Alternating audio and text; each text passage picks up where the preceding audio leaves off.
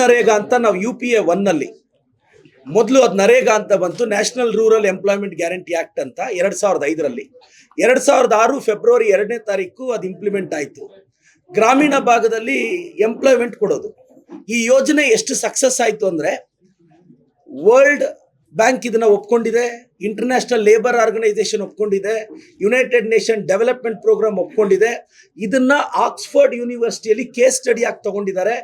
ಇದು ಜಗತ್ತಿನ ಅತಿ ದೊಡ್ಡ ಎಂಪ್ಲಾಯ್ಮೆಂಟ್ ಪ್ರೋಗ್ರಾಮ್ ಅಂತ ಹೇಳಿದ್ದಾರೆ. ಆಫ್ರಿಕಾ ಮತ್ತೆ ಸೌತ್ ಏಷ್ಯಾ ಟೀಮ್ ಬಂದು ಇಂಡಿಯಾದ ಹಳ್ಳಿಗಳಲ್ಲಿ ಇದು ವರ್ಲ್ಡ್ ವೈಸ್ ಅದಾಯ್ತು. ಪ್ರಧಾನಿಗಳು ಬೇರೆ ದೇಶಕ್ಕೆ ಹೋದ್ರು ನರೇಗಾ ಬಗ್ಗೆ ಮಾತಾಡೋರು, ಬೇರೆ ದೇಶದ ಅಧ್ಯಕ್ಷರು. ಅವ್ರಿಗೆ BJP ಅವ್ರು ಹೊಟ್ಟೆ ಕಿಚ್ಚು ಬಂದ್ಬಿಡ್ತು, ಏನಪ್ಪ ಇದು ಕ್ರೆಡಿಟ್ ಎಲ್ಲ ಮಹಾತ್ಮ ಗಾಂಧಿ ಕಾಂಗ್ರೆಸ್ ಅವ್ರಿಗೆ ಹೊರಟೋಗ್ತಿದೆ ಅಂತ.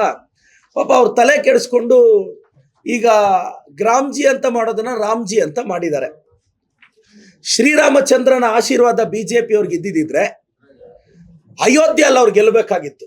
ಸೊ ರಾಮನ ಆಶೀರ್ವಾದ BJP ಅವ್ರಿಗೆ ರಾಮ ಮಂದಿರ ಕಟ್ಟಿರೋ ಕ್ಷೇತ್ರದಲ್ಲೇ ಇಲ್ಲ ಅಂತ ಅವ್ರು ಏನೇನೋ ಪ್ರಯತ್ನ ಪಡ್ತಿದ್ದಾರೆ. ಇದು BJP ಅವರು ನಮ್ಮ ಪಕ್ಷದ ಕಾರ್ಯಕ್ರಮವನ್ನು ಅವ್ರು ಹೈಜಾಕ್ ಮಾಡಿದ್ದಾರೆ. ನಾವು ಮಾಡಿರೋ ಪ್ರೋಗ್ರಾಮ್ಸ್ಗೆಲ್ಲ ಹೊಸ ನಾಮಕರಣ ಮಾಡಿರೋದು ಅವ್ರು ಯಾವುದು ಹೊಸ ಪ್ರೋಗ್ರಾಮ್ ಒಂದು ಲಾಂಚ್ ಮಾಡಿಲ್ಲ. ನೀವು ಬೇಕಾದ್ರೆ ನೋಡಿ, ನಮ್ದು INC ವೆಬ್ಸೈಟ್ ದಯವಿಟ್ಟು ತಾವು ನೋಡಿ. ಒಂದು 40 ಪ್ರೋಗ್ರಾಮು ಸೇಮ್ ಹೆಸರು ಮಾತ್ರ ಚೇಂಜ್ ಮಾಡಿದ್ದಾರೆ. ನೀವು ನಮ್ಮ INC ವೆಬ್ಸೈಟಲ್ಲಿ ಹೋಗಿ ನೋಡ್ಬೋದು ಸರ್. ಸೊ ಈಗ ಇದನ್ನ ಗಟ್ಟಿಯಾಗಿ ನಾನು ಹಳ್ಳಿ ಜನಕ್ಕೆ ವಿನಂತಿಸ್ತೇನೆ.